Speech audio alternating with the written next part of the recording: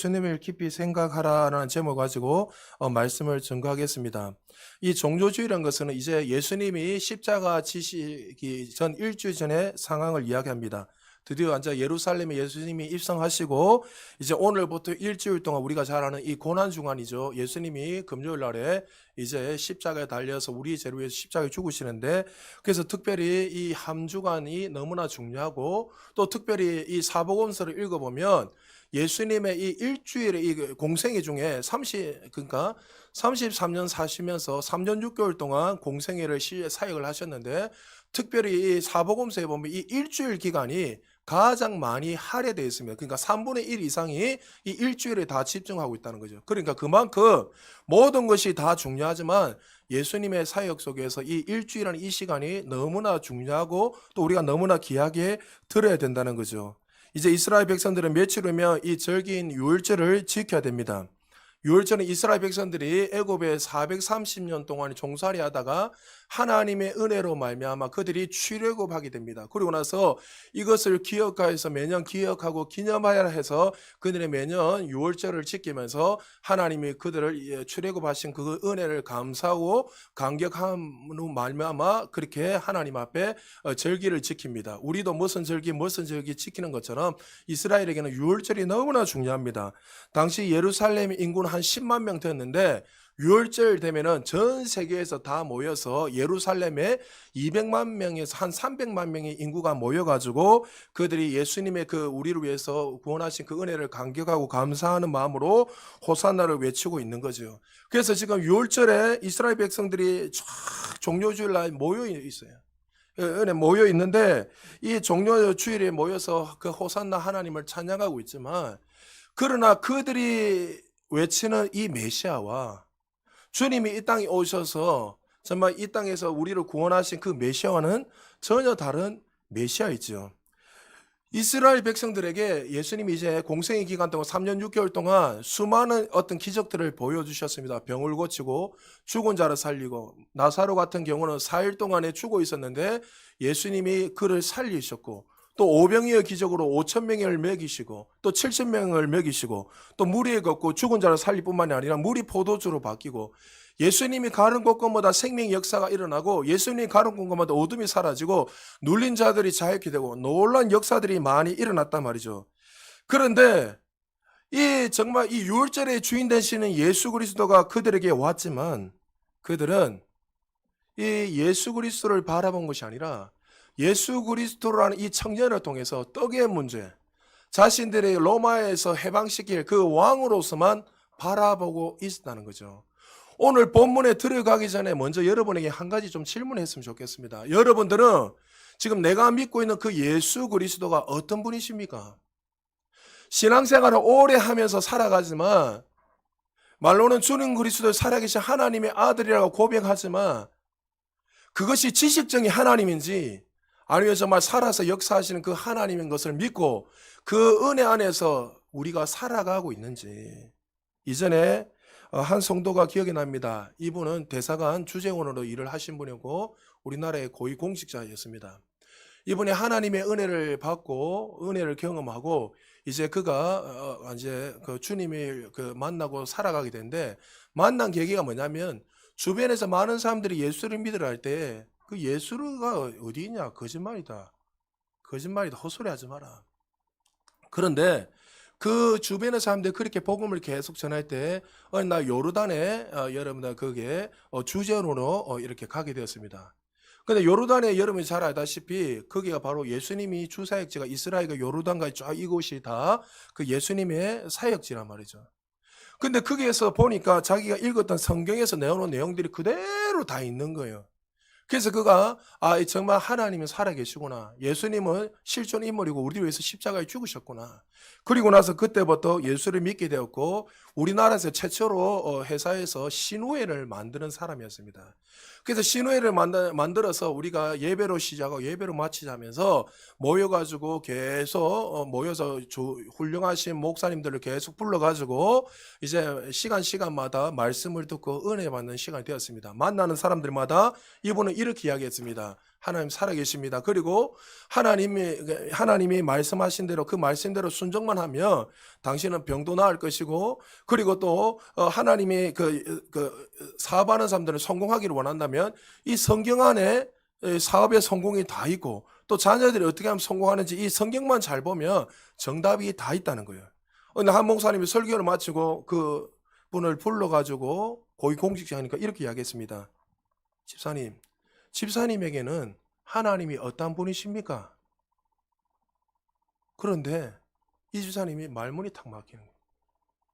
사람들에게는 하나님이 이런 분입니다, 저런 분입니다 이야기를 하는데, 당신이 만난 하나님, 당신이 만났다고 하는데 그 하나님은 어떠한 분이냐 하니까 그분은 개인적인 그 주님을 만나지 않고 지식적으로만 살고 있었다는 거죠. 여러분, 얼마든지 책은 많이 읽고 성경은 많이 읽어서 예수가 누군지는 알 수는 있지만, 살아계신 하나님, 베드로가 주는 그리스도 살아계신 하나님의 아들이라고 이 고백은 어떤 장면에 할 수 있죠? 살아계신 그 하나님을 만날 때에 나의 하나님, 나의 아버지가 되는 거예요. 할렐루야. 그래서 여러분에게 신앙생활을 할 때에 늘 말씀드리잖아요. 교회만 왔다 갔다 하시면 안 돼요. 교회 안 나오면 목사가 또 막 전화하고 또 쪼은다. 그게 아니라 여러분, 제가 청년들한테 그런 이야기 합니다. 어리석게 교회 왔다 갔다 하지 마라. 왜 목사님 저런 이야기를 하고, 왜 집사님들, 성도님들 왜 저런 이야기를 할까? 네 인생이 무엇인가? 인생의 삶의 목적이 무엇인가? 정말 저것이 만약에 네가 반박해서 목사님 말씀을 전할 때 거짓이라고 생각한다면 네가 논리적이니까 한번 정말 이게 진짜인지 가짜인지 한번 고민해보고 하나님께 기도해봐라. 여러분, 하나님 살아계세요. 할렐루야. 하나님은 죽은 분이 아니에요. 오늘 우리가 본문에 들어가기 전에 우리는 한번 질문해 봐야 돼요. 나에게는 이 하나님이, 이 예수 그리스도가 어떤 분인가? 지식적인 하나님인지 아니면 살아계셔서 역사하시는 나의 아버지 되신지. 만약에 지식적인 하나님을 여전히 믿고 있다면 오늘 그분을 모시고 살아계신 하나님을 만나고 여러분의 인생이 새로워지기를 주님 축복합니다. 오늘 성경에서 종료주일을 맞이하면서 예수님이 어떤 분인가 5가지로 설명하고 있습니다. 먼저요, 예수님은, 따라합시다. 예수님은 나의 주인 되신다. 예. 자, 마태복음 21장 2절, 우리 3절, 2절 같이 한번 읽어보겠습니다. 시작. 이르시되 너희 맞은편 마을로 가라. 곧 매인 나귀와 나귀 새끼가 함께 있는 것을 보리니 풀어 내게로 끌고 오라. 만일 누가 무슨 말을 하거든 주가 쓰시겠다 하라. 그리하면 보내리라 하시니. 자, 예수님이 이제 예루살렘 입성하기 위해서 제자들에게 이제 너희들이 가서 나귀 새끼를 구해오라고 이야기합니다. 제자들 입장에서는 너무나 이해가 되지 않습니다. 예루살렘에 입성하려면, 왕으로서 입성하려면 당연히 가장 뛰어난 군마 이 100마를 타고 와서 모든 사람이 내가 왕으로 왔다고 외치고 선포를 해야 되는데, 뜬금없이 나귀 새끼를 데려오고 오라는 거예요. 예수님이 탄다고. 너무 이해가 안 되는 거예요. 더 이해 안 되는 것은, 거기 가서 가보면 나귀 주인이 있을 건데 이렇게 이야기하면 나귀 새끼를 줄 것이다. 우리 입장이 너무 이해가 안 되잖아요. 근데 여기서 주가 쓰시겠다 하라는 이 단어에 보면 이 주가 여호와 하나님, 전능하신 하나님을 설명하고 있는데, 예수님이 벌써 내가 누구인지를 선포한 거예요. 나는 이 땅의 주인이 되고 이 땅의 하나님이고 전지전능하신 하나님이니 내가 그것을 타야 된다.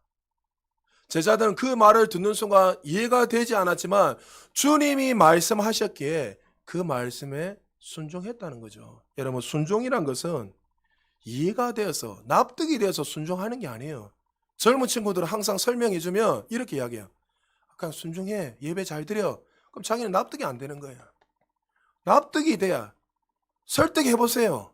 왜 그렇게 드려야 됩니까? 왜 이렇게 해야 됩니까? 저렇게 되면 얼마든지 반문을 하고 질문할 수 있어요. 그러나 순종이란 것은 납득이 되어서 이해가 돼서 하는 것이 아니라 말씀하신 분이 누구이기 때문에? 하나님이시기 때문에 순종하는 거예요. 할렐루야.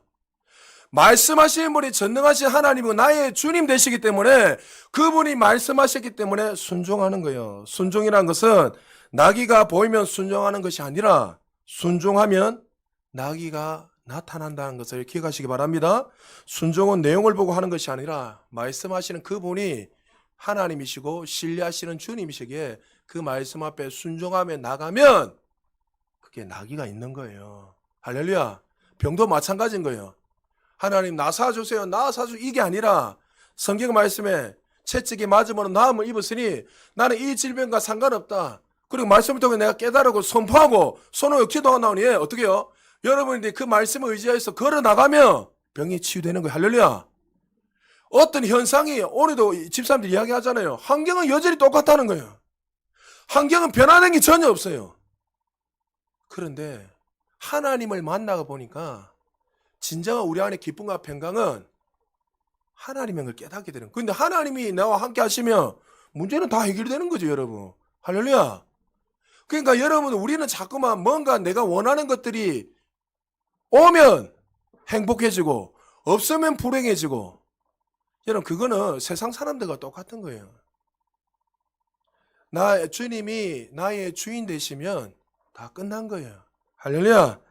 제자들도 대단했지만 나귀 주인도 참으로 대단했습니다. 주가 쓰시겠다는 그 말 한마디 앞에 나귀 주인은 새끼 나귀를 풀어서 그 제자들에게 줍니다. 이름도 없는, 성경에는 이름도 없는 무명의 성도였습니다.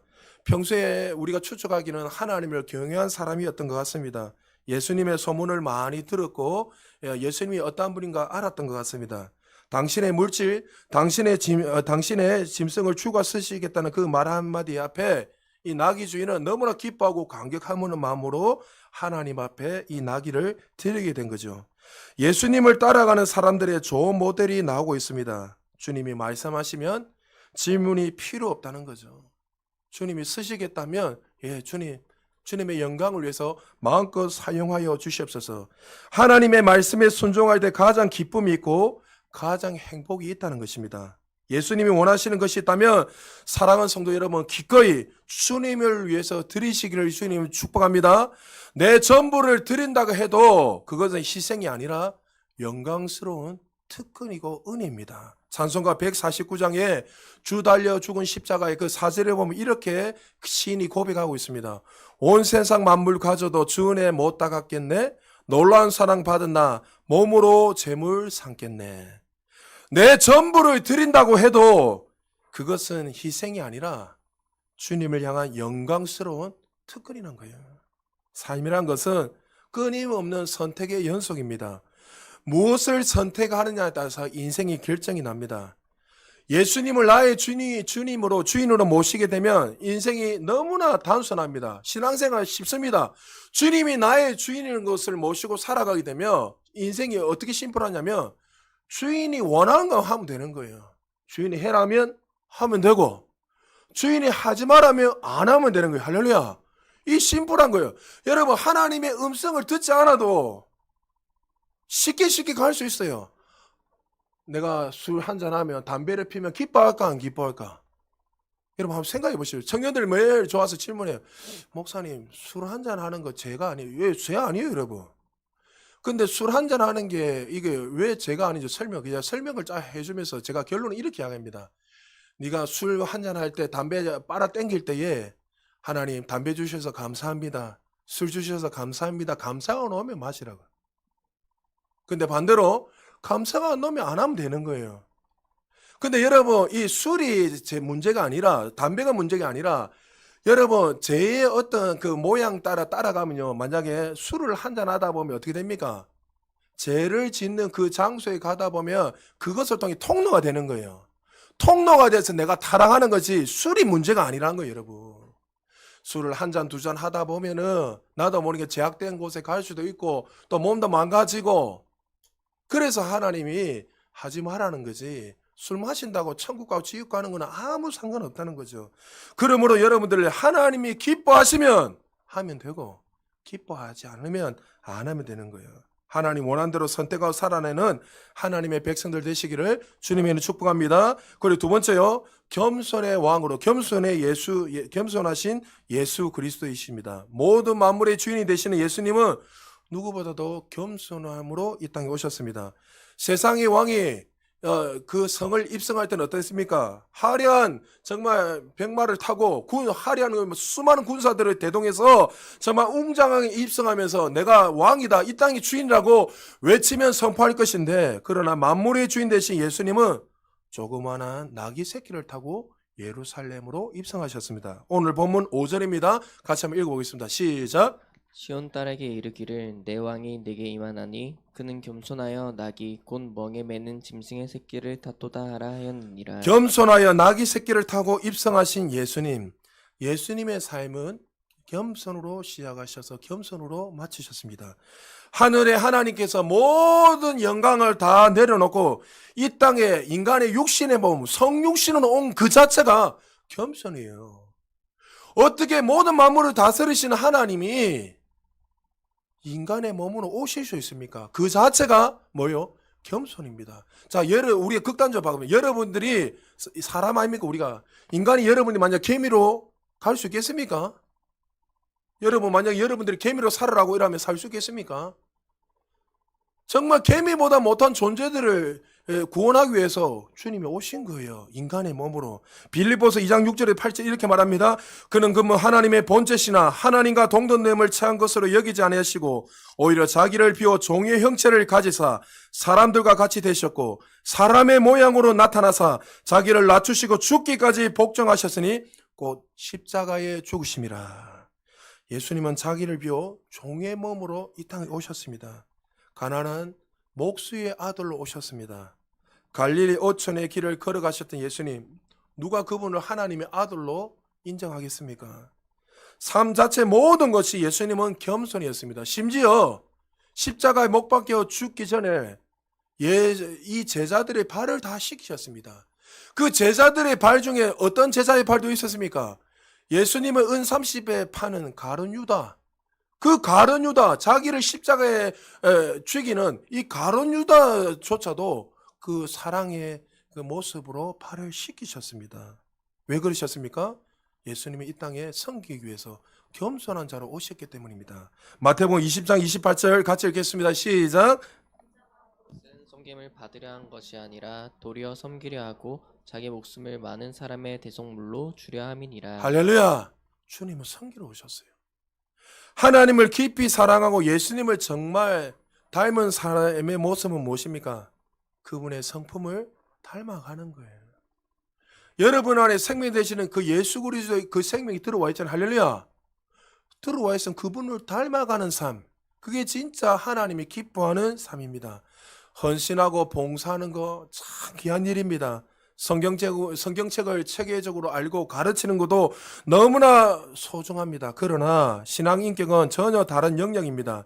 예수님이 나의 주님이 되시고 내면에 살아서 움직이는 사람은 나는 죽고 예수로 살아가는 그 사람들에게는 나타나는 것들은 예수님을 닮아가는 그 성품의 변화가 반드시 따라 나오는 거예요. 교회 나와 어느 정도 신앙생활 하다 보면 이 정도 대접을 받아야 되지 않겠는가? 자꾸 높임을 받으려는 분들이 있어요. 왜 교회에서 이렇게 안 해주는가? 저렇게 안 해주는가?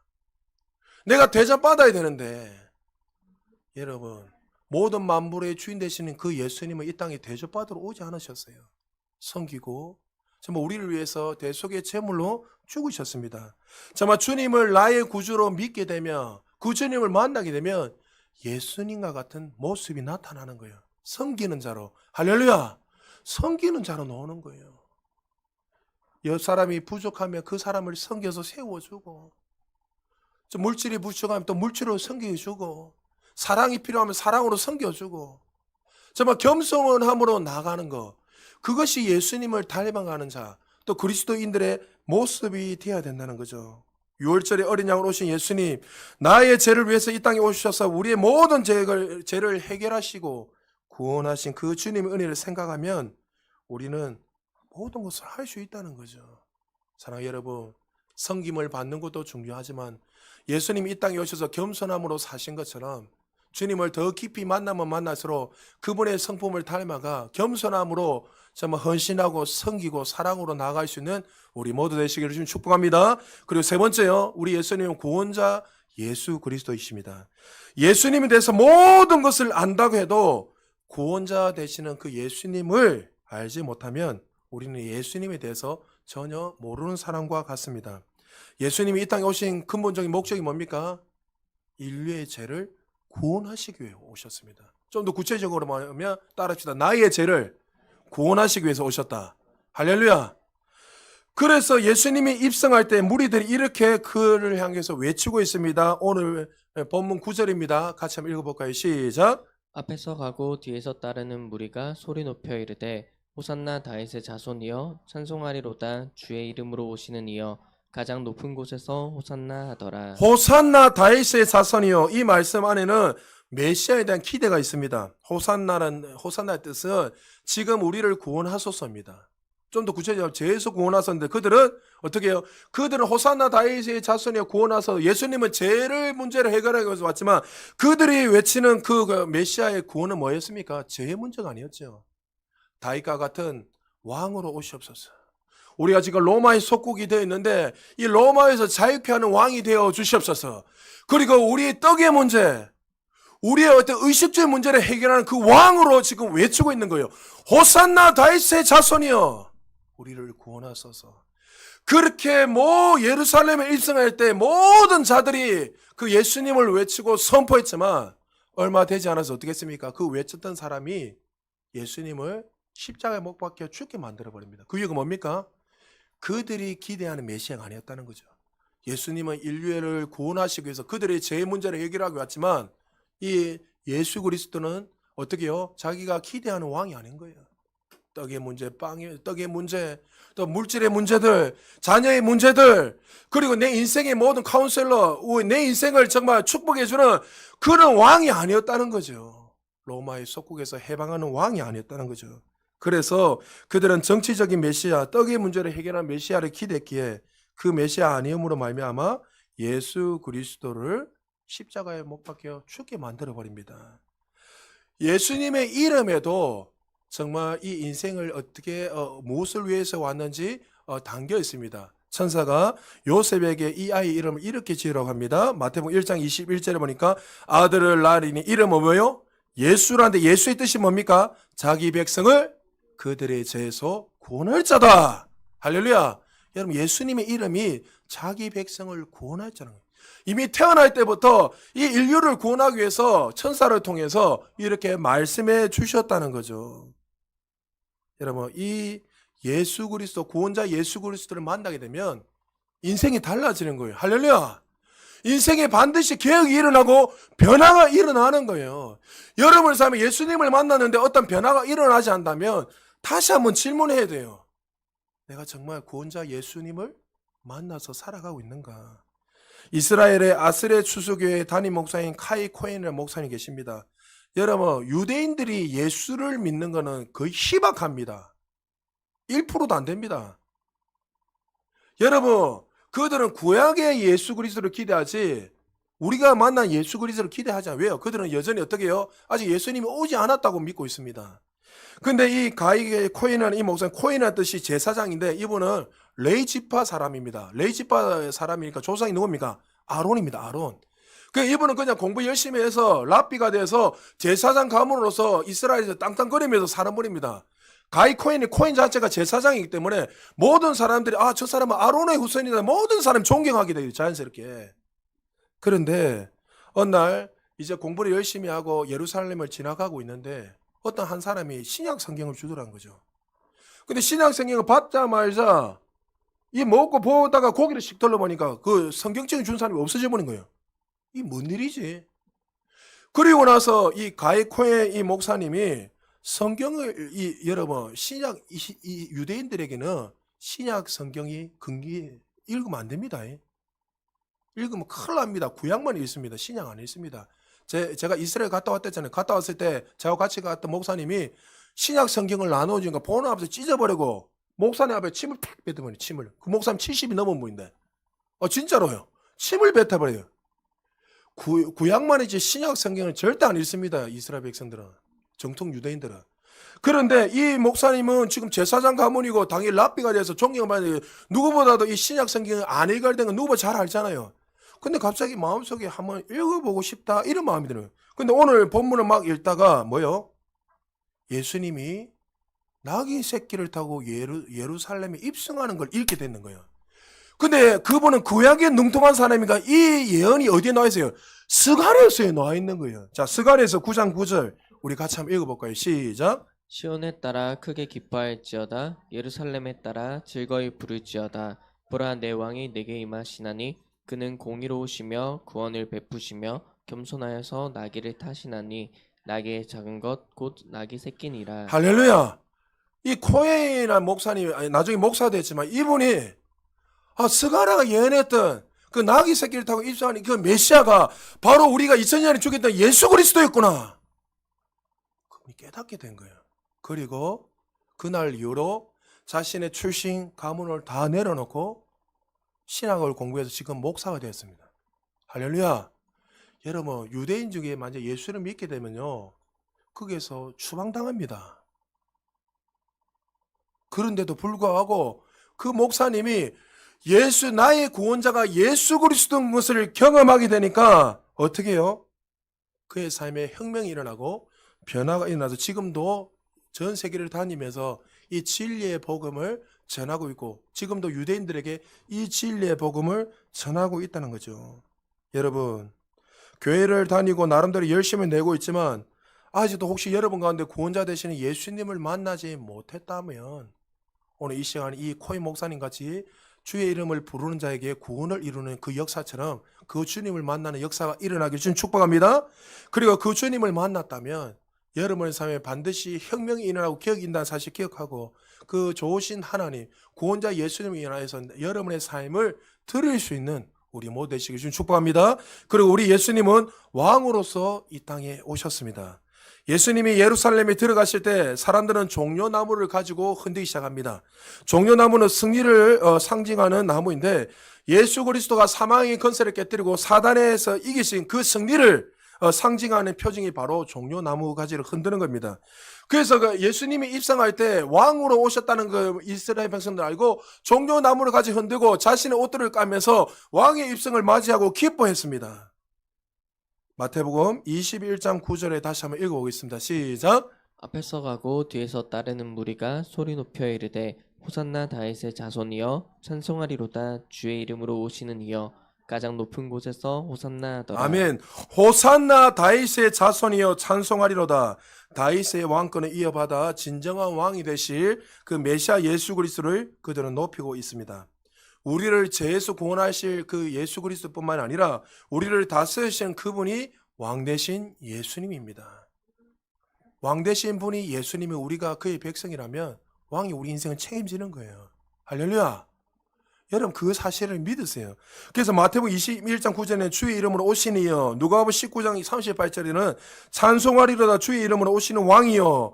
요한복음 12장 13절에는 주의 이름으로 오시니 곧 이스라엘 왕이시여. 뒤뚱거리는 나귀 새끼를 타고 오시지만 그분은 우리를 다스릴 왕이요 우리를 사랑하시는 하늘의 왕이었습니다. 예수님은 왕 되심은 세상의 왕은 다릅니다. 세상의 왕은 어떻습니까? 그 권력을 유지하기 위해서 사람들을 억압하고 그들을 종으로 사용합니다. 그러나 우리의 왕 되신 그 예수님은 우리를 억압하고 누르는 것이 아니라 우리를 자유케 하고 우리를 섬기고 사랑하는 왕이지요. 그래서 그 왕이신 주님을 모시게 되면 내 삶에 샬롬, 평강이 임하게 되는 거예요. 그래서 세상의 왕들은 따라가면 눌리고 억압되는 거예요. 그래서 여러분 세상 종교 보십시오. 비나이다 하니까 이 주인에게 조금만 잘못 보이면 내가 징벌받을 것 같다는 게 두려워가지고 그렇게 하는 거예요. 우리 주님은 그분이 아니에요. 우리를 구원하시기 위해서 우리의 자신의 모든 생명을 던지셔서 우리를 구원하신 왕 중의 왕이신 좋으신 하나님을 믿으시기 바랍니다. 그리고 마지막으로요, 이 땅에 찬송받으실 예수님이십니다. 지금까지는 예수님이 어떤 분이신가 보았습니다. 예수님이 왕이시고 구원자시고 겸손하신 주가 되시고 또 우리가 그분을 전시분으로 경배하고 찬양해야 됩니다. 인생의 궁극적 목적은 그 주님을 만나게 되면 반드시 우리의 삶이 어떻게 해요? 금방 찬송받으실 예수 그리스도처럼 내가 주님으로 모시게 되고 내가 구원받게 되면 우리의 삶이 어떻게 해요? 삶의 목적이 달라지는 거예요. 그래서 그 목적을 위해서 찬송받으실 그 주님의 영광을 위해서 우리 인생이 드리고 살아가게 되어 있다는 거죠. 그래서 여러분 로마서 12장에 보면 우리를 예배자로 살아간다 이렇게 이야기하잖아요. 이사야 선지자가 뭐랍니까? 우리를 통해서 찬송받게, 우리를 찬송을 위해서, 우리를 통해서 하나님의 영광을 드러내기 위해서 우리를 구원했다 이렇게 말씀하고 있습니다. 마크 존슨은 이렇게 말했습니다. 그리스도의 영광은 부르기 아니다. 우리가 그리스도 자신의 영광보다 우리 구원을 더 중요하게 생각한다면 우리에게 있는 진리는 부분적인 것에 불과하다. 그리스도의 영광은 여러분의 어떤 부르기 아니고 우리의 삶의 이유 목적이 되어야 된다는 거예요. 구원은 우리에게 반드시 필요하지만 더 중요한 것은 이 구원받은 백성님들에게 반드시 따라 나오는 것은 따라합시다. 하나님의 영광을 위해서 살아야 된다. 그 목적이 분명해야 되는 거예요.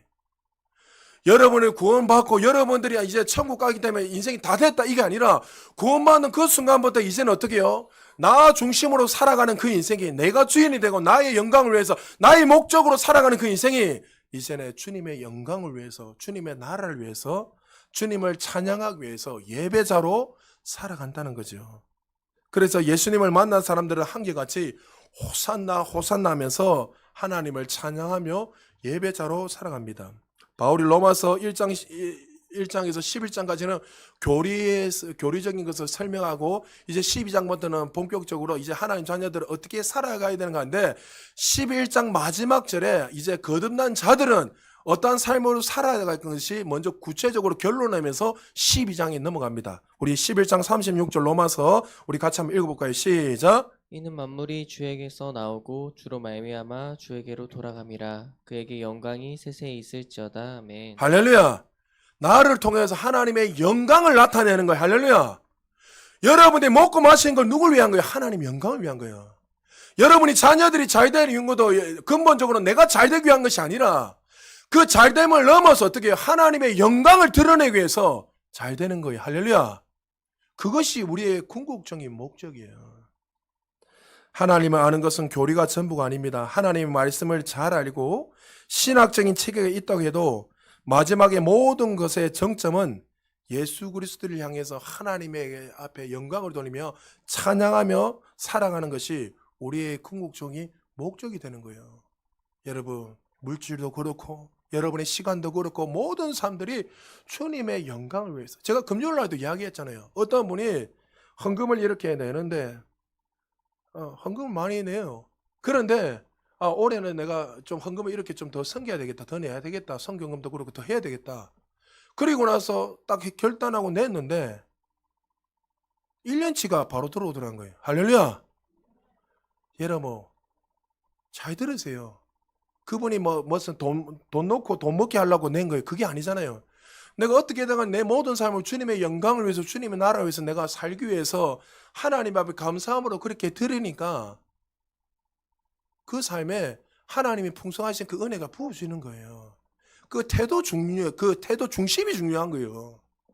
그러니까 여러분이 정말 시간을 드리고 물질을 드리고 여러분을 삶에 드리는 것도 내 영광이 아니라 찬양도 그렇고 모든 사람들이 내 이름을 드러낸 것이 아니라 우리 모든 삶이 주님의 나라와 주님의 영광을 위해서 살아가는 것이 거듭난 자들의 삶의 모습이 되어야 된다는 것을 믿으시기 바랍니다. 시편 69편 30절 31절에 이렇게 시편 기자가 고백하고 있습니다. 같이 한번 읽어볼까요? 시작. 내가 노래로 하나님의 이름을 찬송하며 감사함으로 하나님을 위대하시다 하리니 이것이 소 곧 뿔과 굽이 있는 황소를 드림보다 여호와를 더욱 기쁘시게 함이 될 것이라. 할렐루야. 시편 기자가 뭐라요? 하나님께 찬양하는 것, 하나님께 영광을 돌리며 살아가는 것이 가장 하나님을 영화롭게 하는 것이다. 하나님을 찬양할 때 무슨 일이 일어납니까? 찰스 스푸전 목사님이 이렇게 말씀하고 있습니다. 하나님의 자비로 인하여 찬양하면 그 자비는 더 계속될 것이고 우리의 불행으로 인하여 찬양하면 그 불행은 끝이 날 것이다.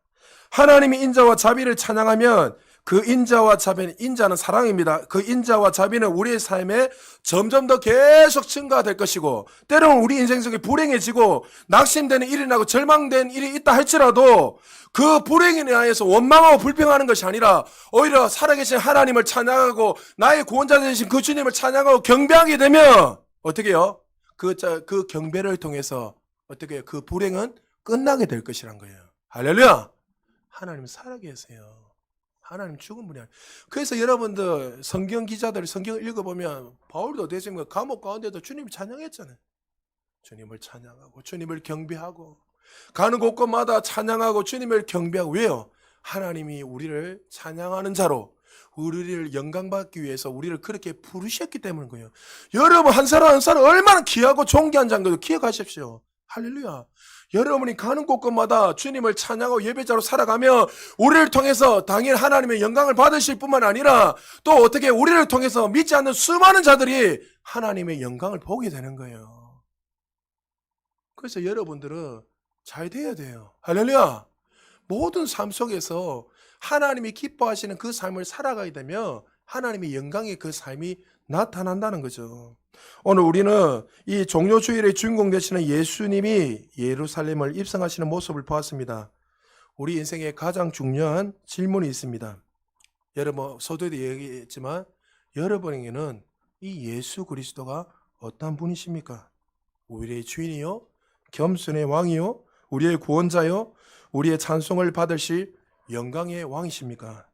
예수님이 예루살렘에 입성할 때 수많은 사람들이 호산나 호산나 다윗의 자손이 하면서 외치고 선포했지만 그들이 생각하는 그들의 메시아와 예수 그리스도와는 전혀 다른 메시아였습니다. 예수님이 예루살렘에 입성하셔서 예루살렘을 향해서 이렇게 말씀하셨습니다. 누가복음 19장 41절에 보니까 가까이 오사 성을 보시고 우셨다. 예수님의 눈물에는 눈물이 가득했습니다. 십자가 때문에 눈물 흘린 게 아닙니다. 모든 사람들이 예루살렘에 입성했을 때, 예수님이 입성했을 때 호산나 다윗의 자손이 하며 외치고 선포하고 그렇게 왕되심을 찬양했지만 그들은 떡의 문제, 로마의 속국에서 해방할 정치적인 왕, 그 왕을 인식하고 살았단 말이죠. 얼마 되지 않아서 로마가 침략해서 예루살렘의 모든 성벽은 다 해파되고 다 무너지고 도리의 도로는 하나도 남지 않고 다 무너지고 정작 정말 그들을 구원할 메시아가 왔지만 어느 누구도 그 예수 그리스도를 믿지 않고 제자들조차도 믿지 않고 배척했단 말이죠. 그 모습을 보니까 예수님의 눈에는 눈물이 가득했다는 거죠. 혹시 우리 가운데 이런 분들 계시지 않습니까? 나름대로 주님을 알고 오랜 시간 또 모태신앙으로 살아가고 또 40년, 50년, 60년 동안 신앙생활을 하지만 아직도 저 정치적인 예수님, 나의 떡의 문제만 해결하는 예수님을 믿고 혹시 살아가고 있지는 않습니까? 만약에 그렇게 살아간다면 우리 예수님은 우리를 보시면서 우실 겁니다. 그러나 이 종료주일을 맞이하면서 고난주간을 시작하면서 우리가 기억해야 될 것은 이 땅에 우리를 구원하시기 위해서 오신 그 사랑의 예수님인 것을 여러분 기억하셔야 됩니다. 그분이 채찍이 맞음으로 우리가 나음을 입고 그분이 모든 고통과 수모를 당함으로 말미암아 우리가 구원받는 놀라운 역사가 일어났습니다. 사랑하는 여러분, 여러분 안에 그 진리 되신 구원자 되신 그 예수 그리스도를 오늘 다시 한 번 더 모시고 한 주 동안 고난 주간을 맞이하면서 그냥 분주하게 살아가지 말고 눈물을 뚝뚝 흘리면서 살아가라 그 이야기 아니라 주님이 오셨기 때문에 내가 또 더 오실 뿐만 아니라 내가 그 주님을 만났기 때문에 내가 이렇게 구원의 감격과 기쁨을 누리고 있다는 것을 사실을 기억하고 감사함으로 나아가시고 또 한 주 동안도 그 주님의 그 고난을 동참함으로 말미암아 주님의 은혜를 묵상하고 주님의 영광 위에 살 수 있는 우리 모두 되시기를 주님의 이름으로 축복합니다.